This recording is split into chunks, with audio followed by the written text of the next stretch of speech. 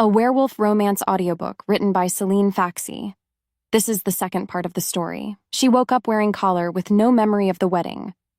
Chapter 7. The Memory Thief. Midnight came like a held breath. Mira lay perfectly still in the enormous bed, every muscle coiled with anticipation.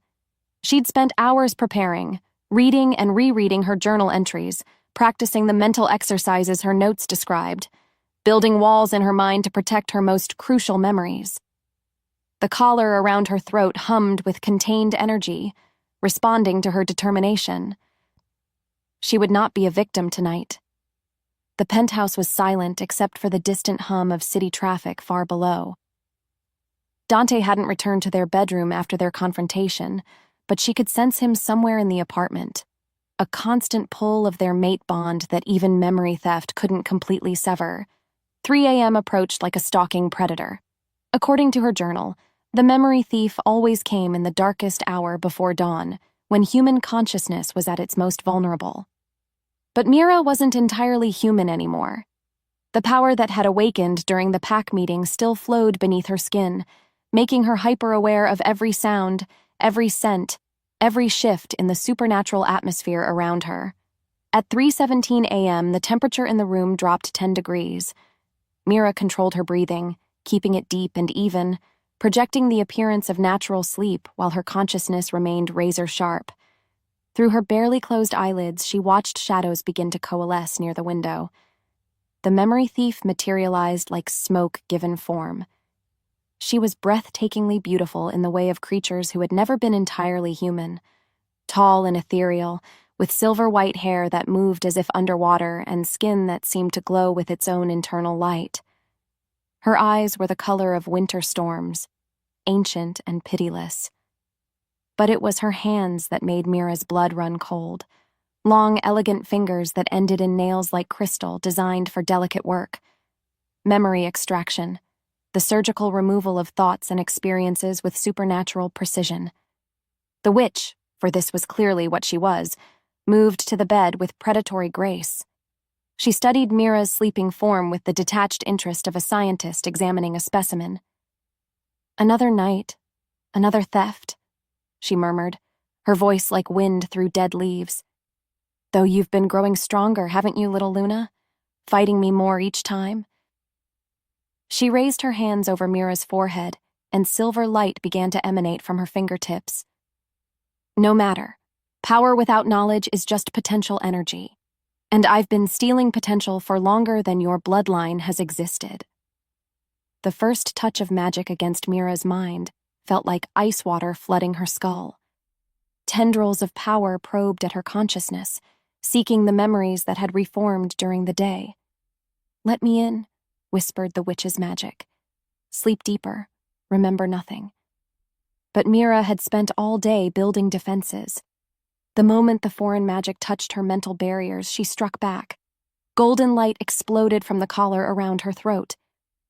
"What?" The witch stumbled backward as Luna power slammed into her like a physical force. Mira's eyes snapped open, blazing with the same golden fire that poured from the diamonds at her throat. "Surprised?" she asked pleasantly, sitting up with fluid grace. "I suppose you weren't expecting me to be awake?" The witch's perfect features twisted with fury. "Impossible. The binding spells should prevent any conscious resistance. The binding spells assume I'm still the frightened child who needed protection." Mira stood, power crackling around her like visible electricity. "I'm not that child anymore." "You're still weak," the witch snarled. "Still ignorant. One night of retained memories doesn't make you a threat." "One night?" Mira laughed, and the sound held edges that could cut. "Oh, my dear, you've been losing this battle for days. I've been keeping a journal." The witch's eyes widened with the first hint of genuine fear. "Every morning, I rediscover what you stole. Every day, I retain a little more. Every night, you find it harder to take what I'm determined to keep." Mira stepped closer, and the witch actually retreated. "Tonight, you take nothing. The council will not allow... The council doesn't dictate what happens in my mind." Power surged through Mira's voice, making the windows rattle. I am Luna of the Moonfire bloodline. I am the last daughter of an ancient line of leaders and protectors, and I am done being anyone's victim." She raised her hand, and golden fire streamed from her fingers toward the witch. But instead of attacking, the power formed a cage of light around the intruder. "Now," Mira said conversationally, "you're going to tell me everything. Who hired you, why they want my memories stolen, and what they're really afraid of." The witch tested the barriers of her prison and found them unbreakable. For the first time, uncertainty flickered across her ethereal features. "You cannot hold me long," she said. "My power is ancient. So is mine, and mine is fueled by righteous fury." Mira settled into the chair across from her captive. "Start talking." The standoff lasted exactly 30 seconds before the witch realized she had no choice. "The Supernatural Council hired me," she admitted. "Specifically, Victoria Blackthorn and her faction." Victoria, the blonde who'd challenged Mira's capabilities during the pack meeting. "Why?" "Your awakening threatens everything they've built. For 3 centuries, they've maintained control through careful balance, keeping the various supernatural factions just weak enough to need their mediation, just strong enough to police themselves. And I upset that balance. You obliterate it." The witch's smile was bitter. "A fully awakened Luna of your bloodline doesn't need the Council's protection or guidance. You have the power to unite the supernatural world under your own leadership. Or tear it apart entirely. Your ancestors didn't just lead Little Luna, they conquered. The last Luna of the Moonfire line controlled every supernatural faction from the Atlantic to the Pacific. She was effectively the supernatural empress of North America." The revelation hit Mira like a physical blow. Not just leadership power, imperial power. The ability to command absolute obedience from every werewolf, witch, vampire, and fae in the continent. "That's why they want me ignorant," she said, understanding flooding through her. "An ignorant Luna is a manageable Luna, one who depends on her mate for guidance, who doesn't remember her own capabilities, who thinks of herself as merely human with some supernatural quirks." The witch leaned forward. "But a fully awakened Luna of your line? You would render the Council obsolete within a year. And they'd rather see me dead than powerless? Oh, they'd much prefer you powerless, but if that becomes impossible..." The witch shrugged elegantly. "Yes, they would rather see you dead." The bedroom door burst open. Dante stood in the entrance, his eyes taking in the scene, Mira glowing with power, the witch trapped in a cage of light, the air crackling with supernatural energy. "Mira," he said carefully, "step away from her." "Why?" Mira didn't turn around, keeping her attention fixed on her captive. "Afraid I might learn something you don't want me to know? Afraid she might hurt you if you let your guard down." "She's not the one who's been hurting me, Dante." Now Mira did turn, and the look in her golden eyes made him step backward. "She's just the weapon. You're the one who hired her." "I hired her to keep you alive. You hired her to keep me contained." Power pulsed around Mira like a heartbeat. "Tell me, beloved husband, what was the plan? Keep me confused and compliant forever?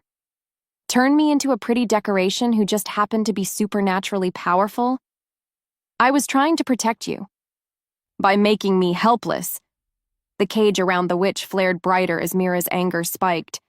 "By taking away my ability to choose, to fight, to defend myself. Because the alternative is war." Dante's control finally cracked, alpha authority bleeding into his voice. "Do you have any idea what happens when you fully awaken, when you claim your true power? Every supernatural faction in the world will either bow to you or try to destroy you. There will be no middle ground, no negotiation, no peace. Then maybe it's time for war." Mira's voice carried absolute conviction. "Maybe it's time to remind everyone why they used to fear the Moonfire name." The witch laughed, a sound like breaking crystal. Oh, this is delicious. The perfect little mate discovers she's actually the most dangerous predator in the room. Shut up, Dante snarled at her. Why should I? This is the most entertainment I've had in decades. The witch's storm-gray eyes fixed on Mira. Tell me, little Luna, now that you know what you are, what are you going to do about it? Mira looked between the witch who'd been stealing her identity and the man who'd allowed it to happen. Two sides of the same crime, both claiming to act in her best interests, both terrified of what she might become if she chose her own path. I'm going to remember, she said quietly. Everything, every stolen memory, every suppressed moment, every piece of myself that's been hidden away for my own protection. She raised her hand toward the witch, golden power streaming from her fingers. Starting now. Chapter 8. Choosing Love Over Safety. The memory restoration felt like drowning in reverse. Instead of losing consciousness, Mira gained it, layer upon layer of awareness flooding back as the witch's stolen threads of thought returned to her mind. Each recovered memory hit like lightning, illuminating corners of her identity that had been dark for weeks. Meeting Dante at the gallery, the instant recognition that went bone deep. You're her, he'd whispered, staring at her like she was a miracle. You're actually her. Her? She'd asked, confused by his intensity. The one I've been waiting for. Their first kiss under streetlights, power crackling between them as their supernatural natures recognized each other. His proposal after 4 days, not because he was impulsive, but because he could feel her awakening and knew they had limited time before the council intervened. Marry me, he'd said desperately. Before they realize what you're becoming, before they try to separate us. Yes, she'd replied, understanding intuitively that this was about survival as much as love. The wedding ceremony, conducted by his Pax shaman with ancient rites that bound not just their hearts but their very souls. The moment the collar was placed around her throat, she'd felt her power surge and stabilize, the diamonds acting as both amplifier and focus for abilities she was only beginning to understand. It's beautiful, she'd breathed. It's protection, Dante had corrected. As long as you wear it, no one can steal your power completely. They can suppress it, hide it, but never take it away entirely. Their wedding night, passion and power intertwining as their mate bond completed itself. I love you, she'd whispered against his lips. I love you too, more than my pack, more than my position, more than my own life. Then promise me something. Anything. Promise that whatever happens, whatever forces try to come between us, you'll trust me to be strong enough to face them. He'd hesitated just a moment too long before answering. I promise. It had been the first lie he'd told her. Victoria Blackthorne approaching them at the reception, all false smiles and hidden threats. Such a lovely ceremony, she'd purred, though I do hope the bride understands the responsibilities that come with her new position. What responsibilities? Mira had asked. Why, keeping her power properly contained, of course. We wouldn't want any accidents. That night, Dante explaining about the council's concerns. They're afraid, he'd said. Your bloodline represents change they're not prepared for. Then we change them or replace them. It's not that simple, Mira. They have resources, allies, ways of making people disappear.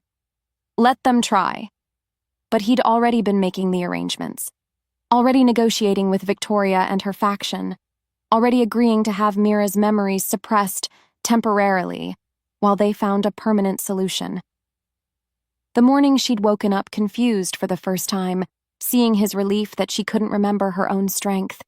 Week after week of the same cycle, watching her husband choose her ignorance over her agency, her safety over her autonomy.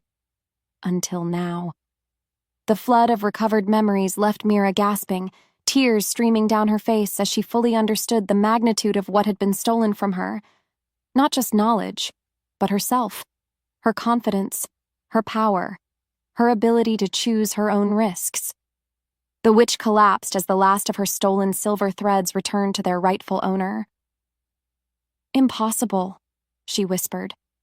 "No one has ever broken my memory bindings completely. No one has ever been Luna of the Moonfire bloodline," Mira replied, her voice steady despite the tears. "And no one has ever had a mate bond strong enough to anchor them through the restoration process." She turned to Dante, who stood frozen in the doorway, his face a mask of anguish and desperate hope. "I remember everything now," she said quietly. "Every moment you chose my ignorance over my strength. Every decision you made for me instead of with me. Mira, every night you let her steal pieces of me because you were too afraid to trust that I could handle the truth." He stepped forward, hands outstretched. "I was protecting you. You were controlling me." She didn't move away from him, didn't flinch, but her voice carried absolute conviction. "There's a difference, Dante. One comes from love. The other comes from fear. I do love you, more than anything except your own terror of losing me." She reached up and touched his face gently. "I understand why you did it. I even understand why you thought it was the right choice, but understanding doesn't make it forgivable." The witch laughed weakly from her position on the floor. "Such drama. Are you going to leave him, little Luna? Abandon your mate for the crime of loving you too much?" Mira considered the question seriously. The mate bond between them pulsed with shared pain, shared love, shared recognition of the impossible situation they'd found themselves in. "No," she said finally. "I'm not going to leave him. But I'm not going to forgive him either. Not yet." She turned back to Dante, power still crackling around her like visible electricity. "Here's what's going to happen. The memory theft stops now. The witch leaves and never returns, or I turn her into something considerably less attractive than smoke." The golden cage around their captive pulsed threateningly. "And you, beloved husband, are going to help me dismantle the council that thought they could make decisions about my life without consulting me. Mira, you don't understand the forces we'd be opposing. I understand perfectly." Her voice carried the authority of centuries of Luna bloodline. "I understand that they're afraid of change. I understand that they prefer weak leaders they can manipulate. And I understand that they made a fatal error when they decided to cage a predator instead of killing it outright." She gestured, and the witch's cage dissolved. "Leave, now. And tell Victoria Blackthorne that Luna Mira Corvelli is officially awake." The witch scrambled to her feet, fear replacing her earlier smugness. "The council won't stand for this. They'll mobilize every resource. Let them." Mira's smile could have melted steel. "I've been hiding from my own power for 3 weeks. I'm done hiding. They can submit to the natural order, or they can discover why my bloodline ruled this continent for 300 years.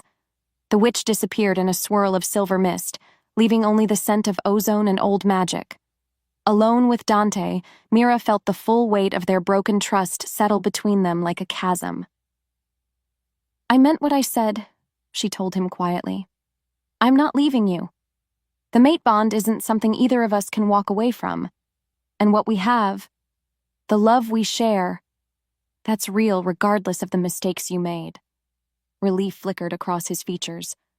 "Thank you. But," she continued, and the word dropped like a stone into still water, "things change between us now.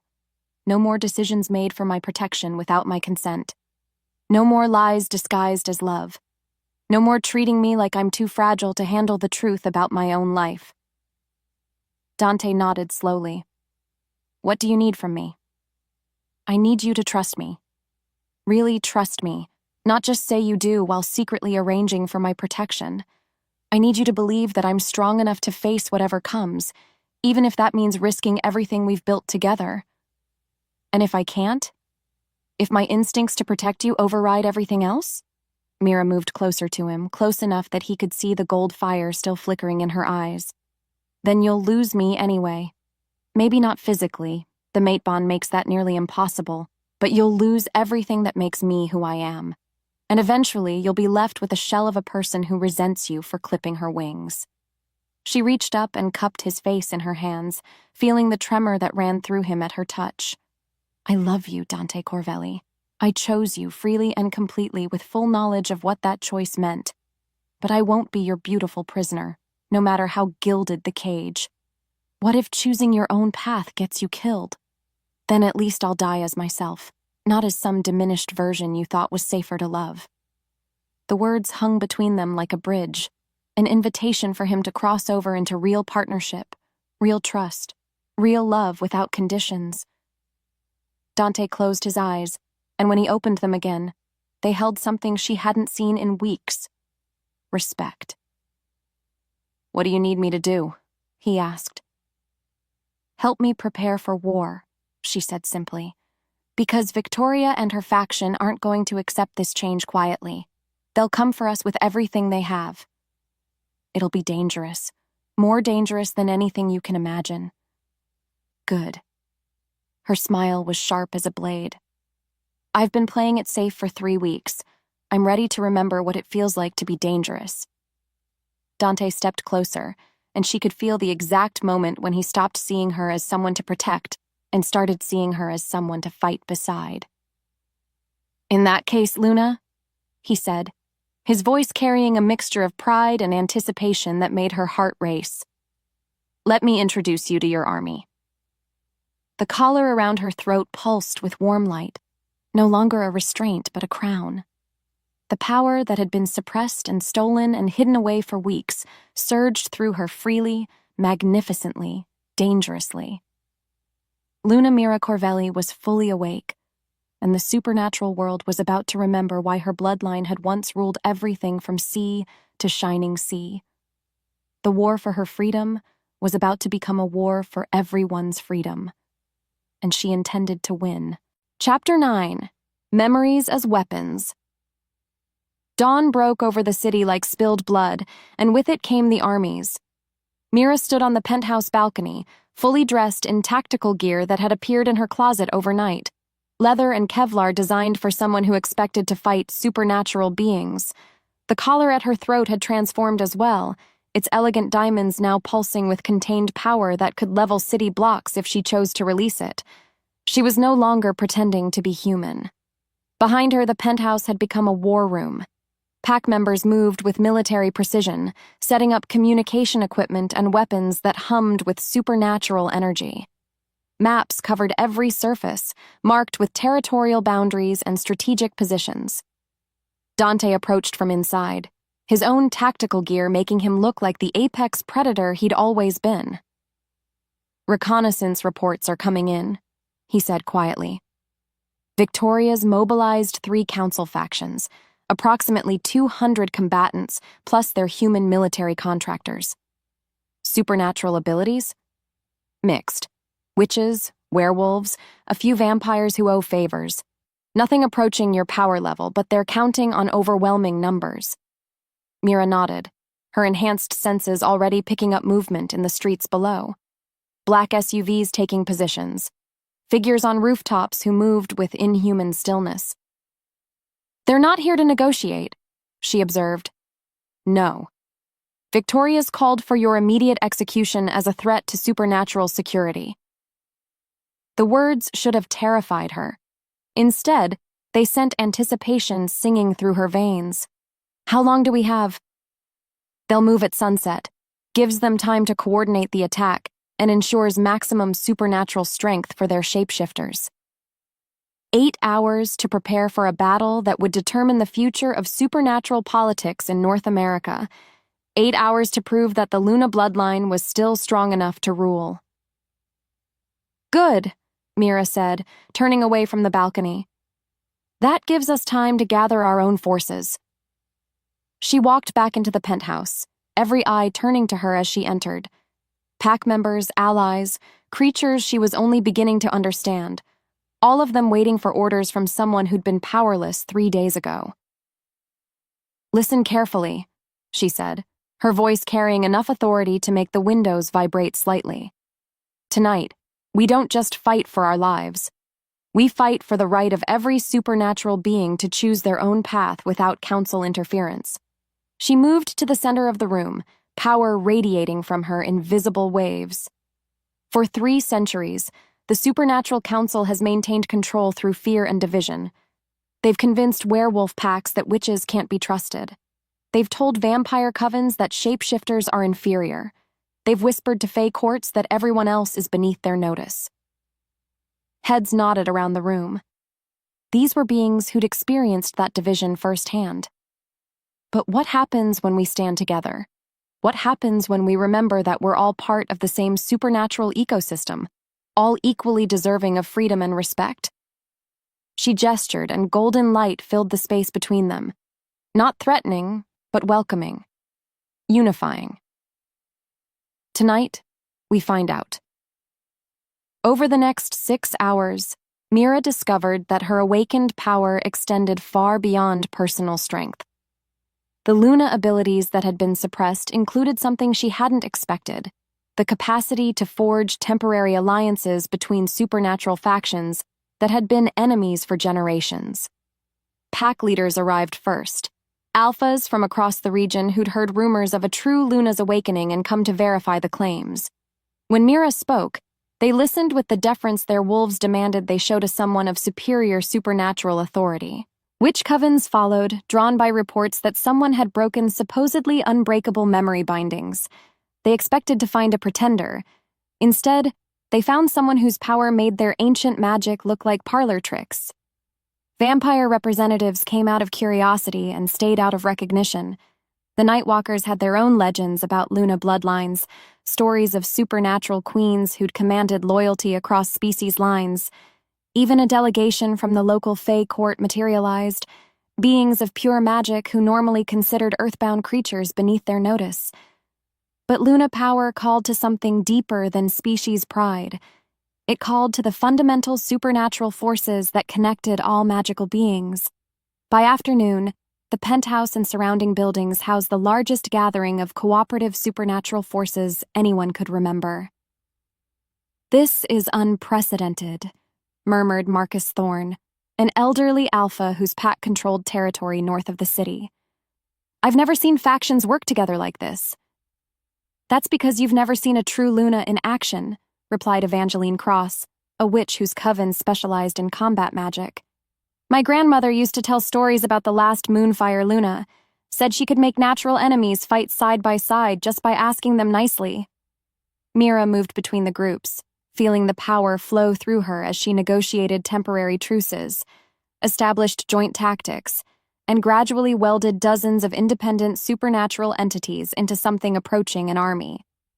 But it was during her conversation with the Fae delegation that she learned something that changed everything. "Your power is impressive, young Luna," said the Fae Lord, a creature of impossible beauty whose eyes held depths of ancient wisdom. "But do you understand its true source? Ancient bloodlines, genetic inheritance, supernatural evolution over centuries." The Fae Lord smiled, and the expression held edges that could cut reality itself. "Those are contributing factors. But Luna power comes from something more fundamental." He leaned forward, and when he spoke, his words resonated with the authority of someone who remembered the dawn of magic itself. "You don't just command supernatural beings, child. You can rewrite the supernatural order entirely." Mira felt her breath catch. "What do you mean?" "The bonds between maker and made, between dominant and submissive, between ruler and ruled, all of these can be altered by someone with sufficient Luna authority." His smile widened. "Including the bonds that create councils and the loyalties that sustain them." Understanding hit her like lightning. She didn't have to defeat Victoria's forces. She didn't have to destroy the Supernatural Council through violence. She could simply unmake their authority entirely. "That's why they're so afraid of me," she whispered. "Oh yes. A Luna of your strength could dissolve their power structure with a thought, could free every supernatural being they've bound to their service, could reshape the entire magical world according to her own vision." The Fae Lord stood, preparing to rejoin his delegation. "The question, young queen, is what kind of world you want to build." As sunset approached and the final preparations for battle began, Mira stood once again on the balcony, looking out over a city that had no idea its supernatural foundations were about to shift forever. Dante joined her, his presence warm and reassuring despite everything they'd been through. "Second thoughts?" he asked quietly. "About the battle? No." She turned to face him, golden power flickering in her eyes. "About us? Maybe." "What do you mean?" "I mean that after tonight, I won't just be your mate anymore. I'll be something the supernatural world hasn't seen in centuries. An uncontested ruler with the power to reshape reality itself." She touched the collar at her throat. "Are you prepared for what that means?" "I'm prepared to stand beside whatever you choose to become, even if what I become is more dangerous than what we're fighting." Dante's smile was fierce with pride and anticipation, especially then. In the streets below, Victoria's forces took their final positions. Above them, Luna Mira Corvelli gathered power that could remake the world. The battle for supernatural freedom was about to begin, and she intended to end it not with victory, but with transformation. Chapter 10. The Council Strikes. Sunset came like the closing of a great eye, and with it, war. Victoria Blackthorne stood on the roof of a building 6 blocks away, her perfect features twisted with cold determination as she surveyed the target. The penthouse where Dante Corvelli and his awakened mate had made their stand looked like a fortress of light, supernatural energy crackling around it like visible armor. "Final count?" she asked her lieutenant, a scarred werewolf whose loyalty had been bought with promises of power. "Confirmed forces include at least 12 pack contingents, 6 witch covens, a vampire conclave, and—" He paused, disbelief coloring his voice. "Fae court representatives." Victoria's jaw tightened. In 3 centuries of council politics, she'd never seen such cooperation between supernatural factions. The implications were staggering. "She's more dangerous than we thought," she murmured. "Do we abort?" "Absolutely not." Her eyes glowed with cold fire. "This ends tonight, before she can consolidate more power. Before every supernatural being in North America decides they don't need the Council's guidance anymore." She raised her hand, signaling the start of the assault. The first wave hit like a supernatural hurricane. Witchfire erupted from concealed positions, emerald flames that could burn through magical shields and steel alike. Enhanced werewolves in semi-shifted form bounded across rooftops with inhuman speed. Vampire strike teams moved through shadows that shouldn't exist, reality bending around their passage. But they struck prepared defenses. Mira had spent the afternoon weaving power through the building's foundations, turning every floor into a fortress designed to protect non-combatants and channel supernatural forces toward strategic positions. When Victoria's assault hit, it met resistance that had been crafted by someone who understood both warfare and magic at levels the Council had forgotten. "First wave neutralized," reported Marcus Thorne from his position coordinating pack defenses. "Casualties minimal." "Second wave incoming," called Evangeline Cross, her witch sight tracking movement across the astral plane. "They're trying to flank us from the east." Mira stood in the center of the penthouse's main room. No longer the confused woman who'd woken up wearing a collar she didn't understand. Power flowed around her like liquid light, connecting her to every defender in the building, every ally who'd chosen to stand with her against the Council's tyranny. "Dante, take teams 2 and 5 and counter their flank. Marcus, I need your best fighters ready for close combat. They'll try a direct assault once the ranged attacks fail." Her voice carried absolute authority, the kind that made supernatural beings obey without question. "Evangeline, can your people maintain the barrier shields while contributing to offensive magic?" "For you, Luna? We can do anything." The second wave struck harder than the first, coordinated strikes that pushed their defenses to the limit. Victoria had clearly expected the resistance to crumble under sustained pressure. She'd underestimated what unified supernatural forces could accomplish. "They're pulling back," Dante reported from his position near the building's east side. "Regrouping for something bigger." Mira extended her supernatural senses, feeling the ebb and flow of power around the building like a tide. Victoria's forces were indeed regrouping, but not for another conventional assault. "They're preparing something massive," she said quietly. "Something designed to break our defenses entirely." Through the penthouse windows, she could see lights gathering on distant rooftops. Not electric lights, but the glow of massive supernatural energies being channeled and focused. "Ritual magic," breathed one of the Fae representatives. "They're attempting a collective working." Mira felt ice form in her chest. Collective ritual magic could reshape reality on a city-wide scale. If Victoria had gathered enough practitioners, if she was willing to risk the kind of collateral damage that would expose the supernatural world to human authorities, "They're going to try to unmake our defenses entirely," she said. "Strip away all the protections, all the power I've woven into this place, and leave us vulnerable to direct assault." "Can they do that?" Dante asked, moving to her side. "If they're willing to sacrifice half their forces in the process, yes?" Mira's mind raced through tactical possibilities. "But it would leave them weakened for hours afterward. It's a desperate move. Desperate enough to risk everything on a single strike." The gathering magical energy was becoming visible now, aurora-like colors swirling in the sky above Victoria's positions. Reality itself seemed to flex and bend around the massive working being constructed. "Luna," said the Fae Lord, his ancient voice carrying urgent warning. "If they complete that ritual, it won't just strip your defenses. It will attempt to strip your power entirely." Understanding hit Mira like a physical blow. That's why she's risking everything. She's not just trying to defeat me, she's trying to render me powerless. Can she do that? Not permanently.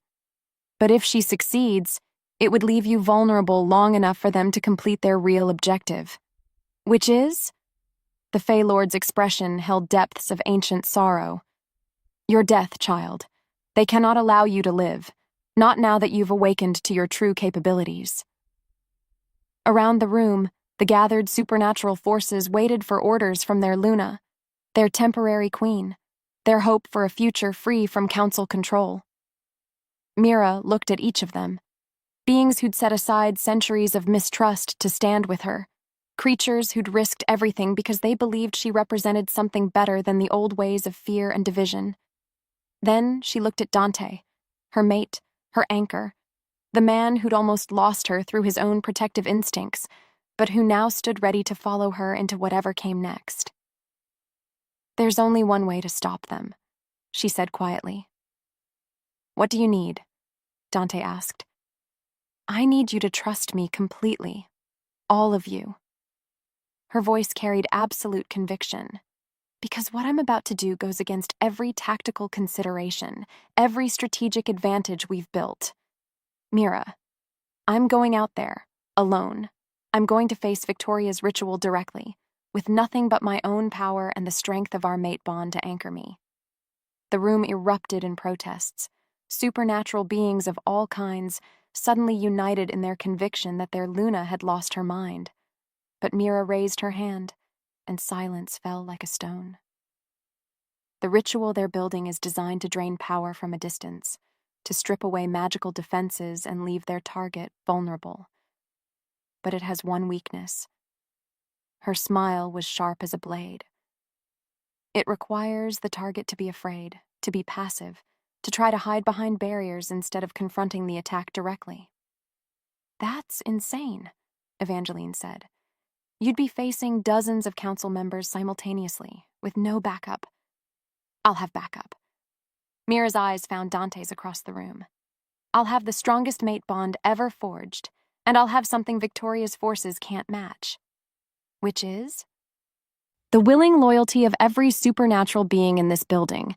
You've all chosen to follow me not because you were forced to, not because you were manipulated or coerced, but because you believe in what I represent."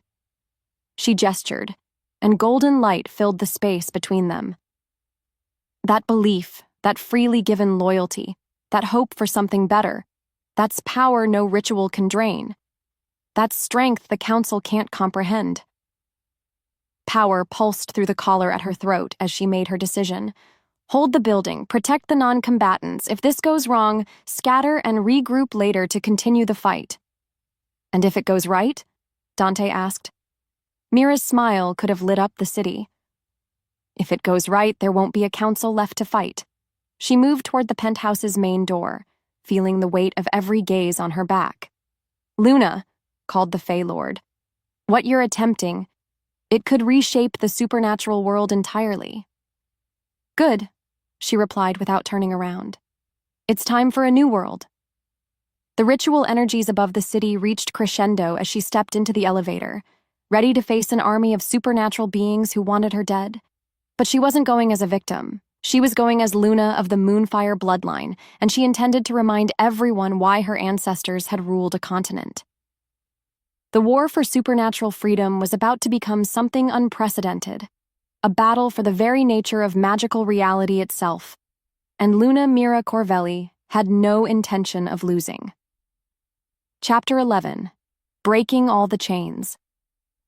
The street in front of the penthouse building had become a supernatural amphitheater.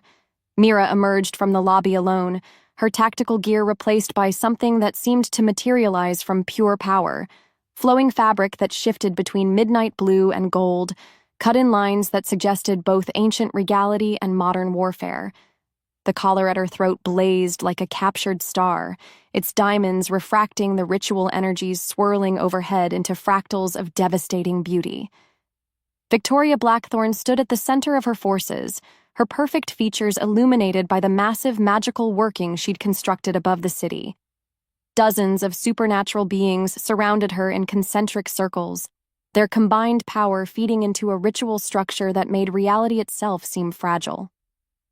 "How good of you to come," Victoria called out, her voice magically amplified to carry across the distance between them. "Though I confess, I expected you to hide behind your defenders until the end." "Hiding was never an option," Mira replied, and her voice carried just as clearly without any magical enhancement. True authority needed no amplification. "Not when you've threatened everyone I've sworn to protect." She walked forward slowly, each step sending ripples of power through the air around her. The assembled council forces tensed, weapons and magic at the ready, but Victoria held up a restraining hand. "You know why we're here," the blonde said. "You know what you represent. Chaos. The end of everything we've built." "I represent change," Mira corrected. "The end of everything you've stolen." She continued walking, moving into the center of the circle formed by Victoria's forces. It was tactically insane.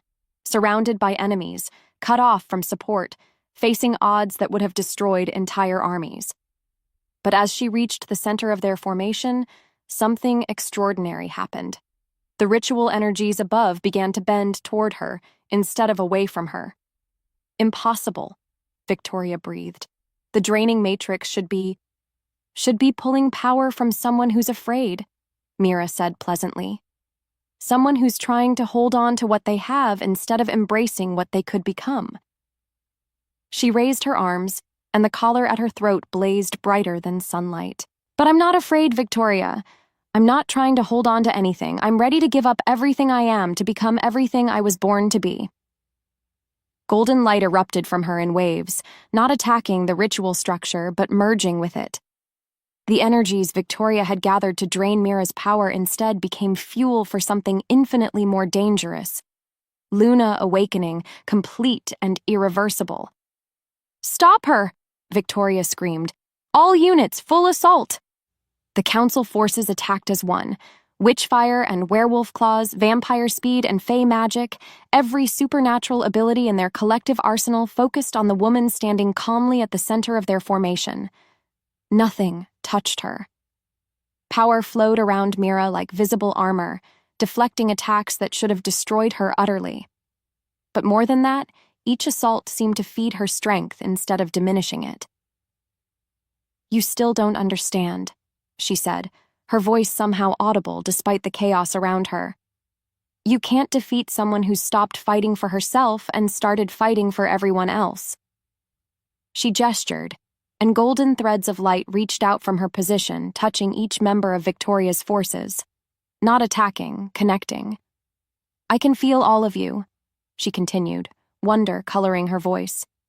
Your fears, your hopes, your reasons for serving the council. You're not villains. You're just people who were convinced that freedom was too dangerous to risk.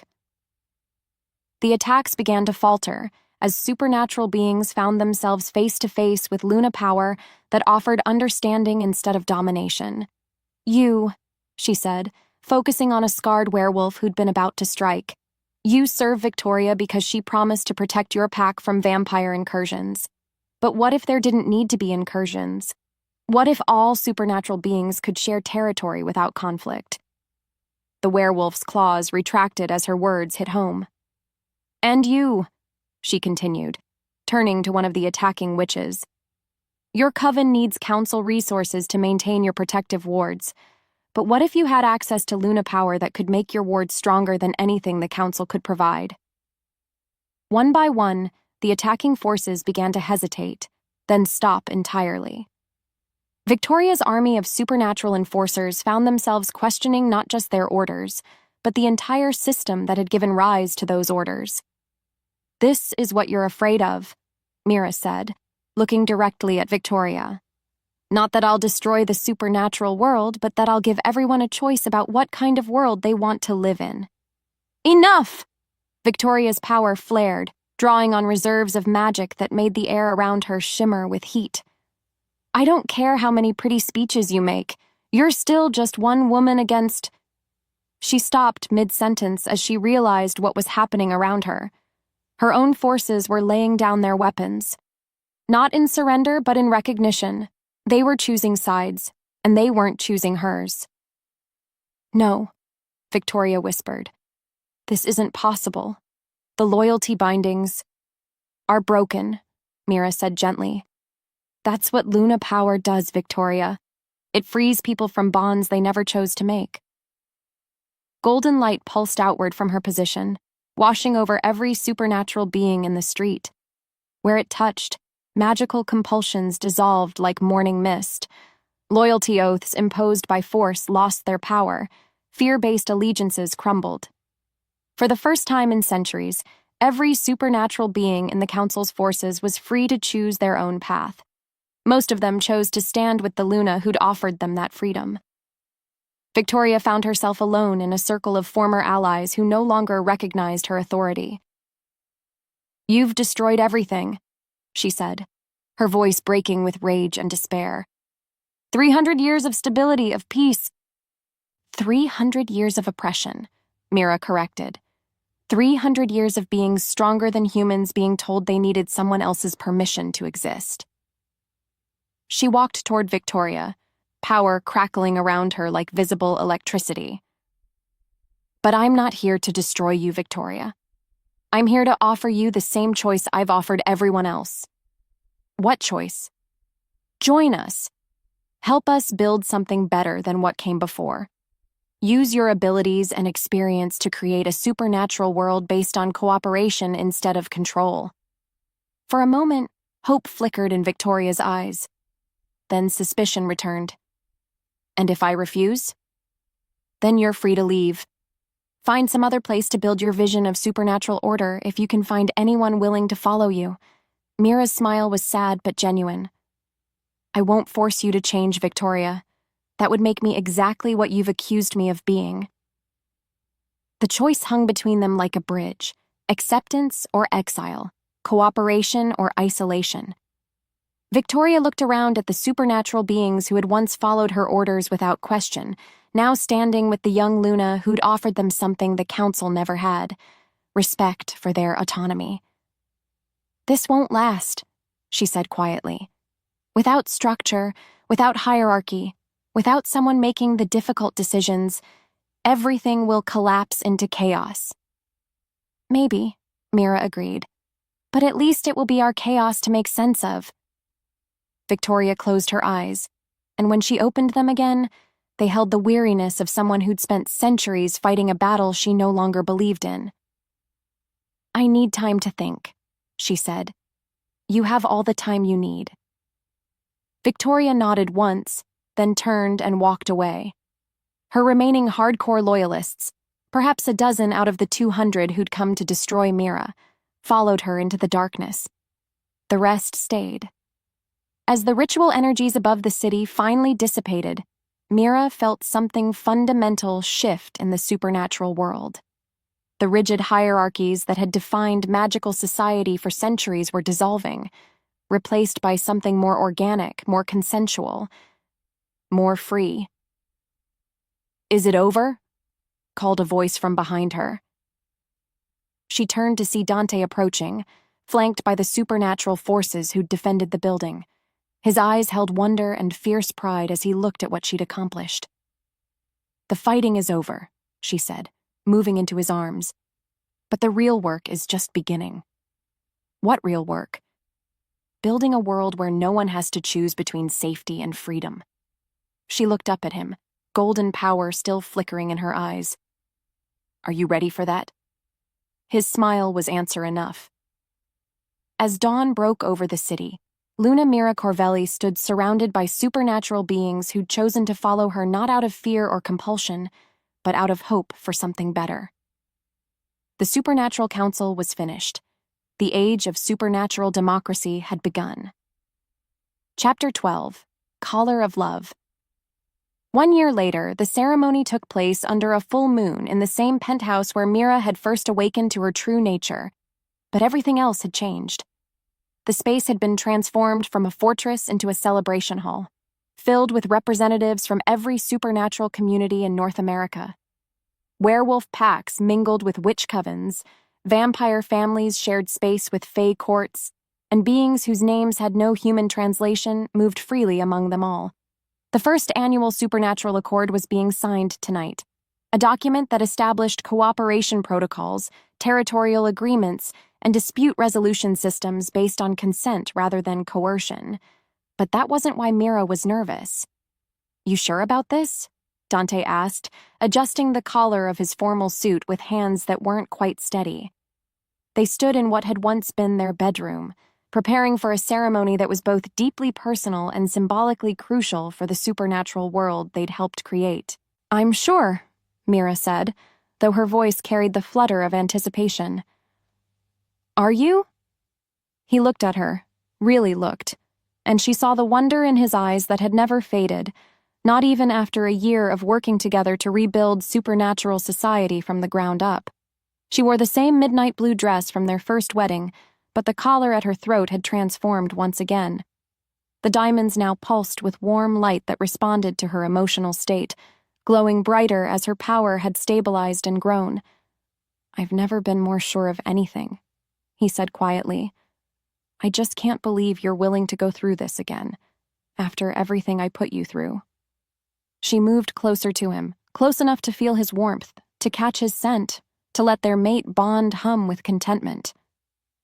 "That's exactly why I want to do this again," she said. "The first time, I chose you while half asleep to my own nature, not understanding what I was becoming or what our bond would mean. This time, I'm choosing you with full knowledge of exactly who we both are." Their first wedding had been about survival, about claiming each other before forces beyond their control could separate them. This renewal ceremony was about love, pure, chosen, uncomplicated by external threats or hidden agendas.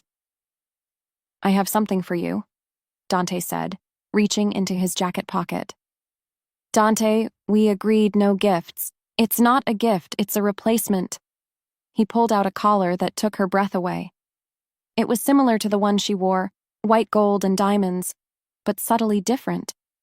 Where the original had been designed for protection and power channeling, this one was purely decorative. Beautiful, valuable, but carrying no magical compulsions, no supernatural restraints. "A choice," he said softly. "You can keep wearing the Luna collar with all its power and responsibility, or you can wear this one which means nothing except that you chose to marry me again." Mira felt tears prick her eyes. He understood. After everything they'd been through, all the battles over agency and control and the right to make her own decisions, he understood that the most important thing he could give her was a choice with no wrong answer.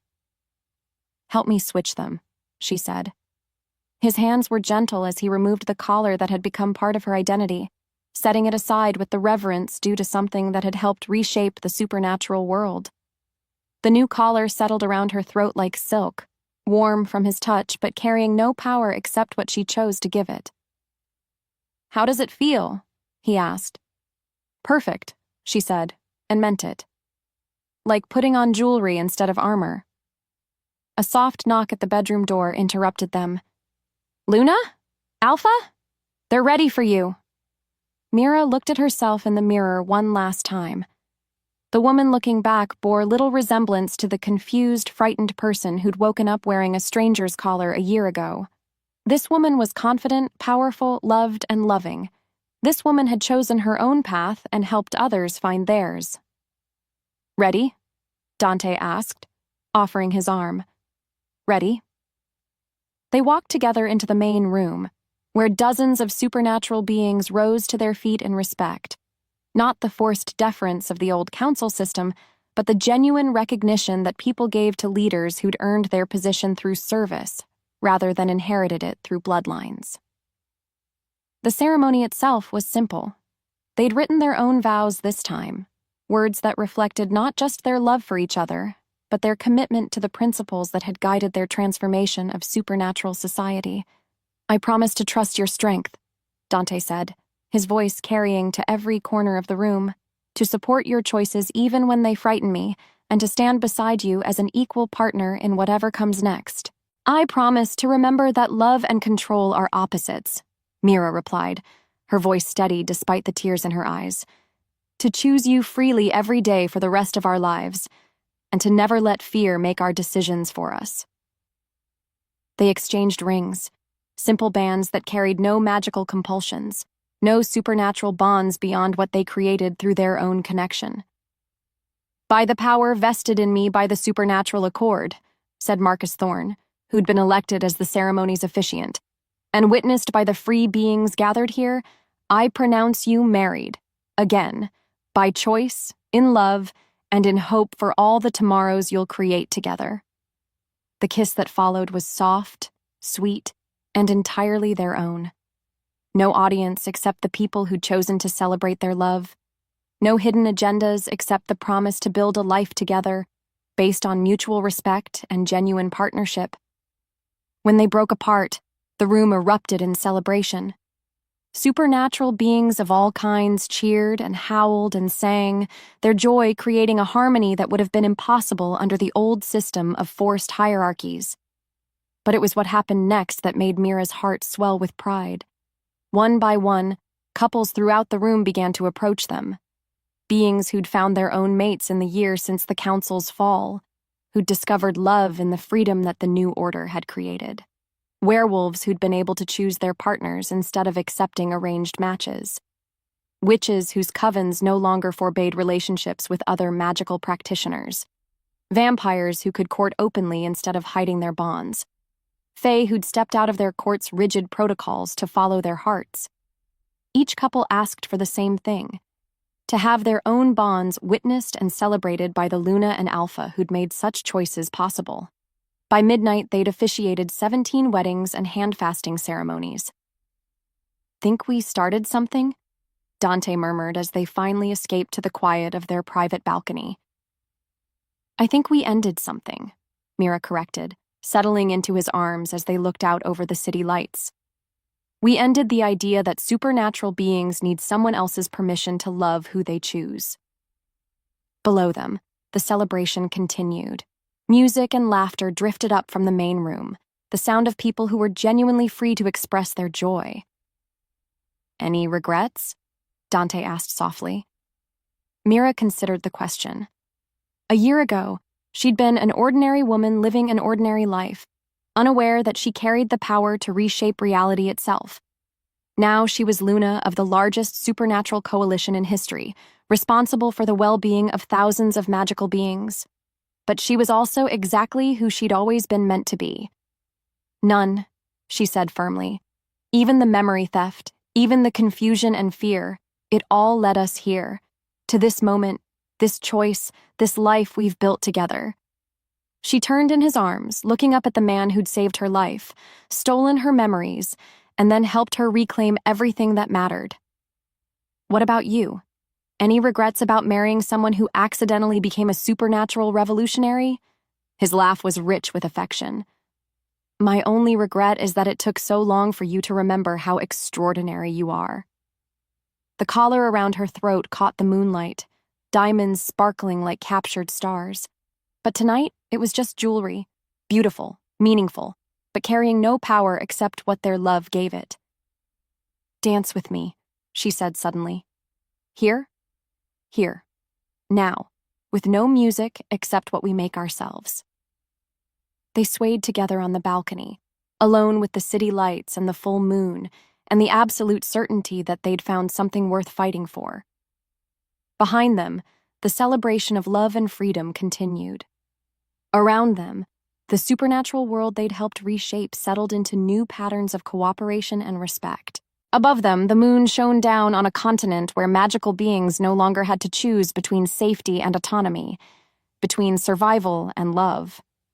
And in Dante's arms, Luna Mira Corvelli danced to music only they could hear, wearing a collar that meant nothing except that she'd chosen it freely, just as she'd chosen everything else that mattered in her new life. The collar no longer marked her as claimed. It marked her as free. The end. Love is not about control or protection or keeping someone safe from their own choices. Love is about standing beside someone as they become exactly who they were meant to be, even when that person is more powerful than you ever imagined possible. From the wedding vows of Alpha Dante Corvelli and Luna Mira Corvelli, as recorded in the first supernatural accord. Epilogue. 6 months later, the nursery overlooked the same city skyline where Mira had once stood wearing a collar she didn't understand. But the woman who decorated it bore little resemblance to that confused bride.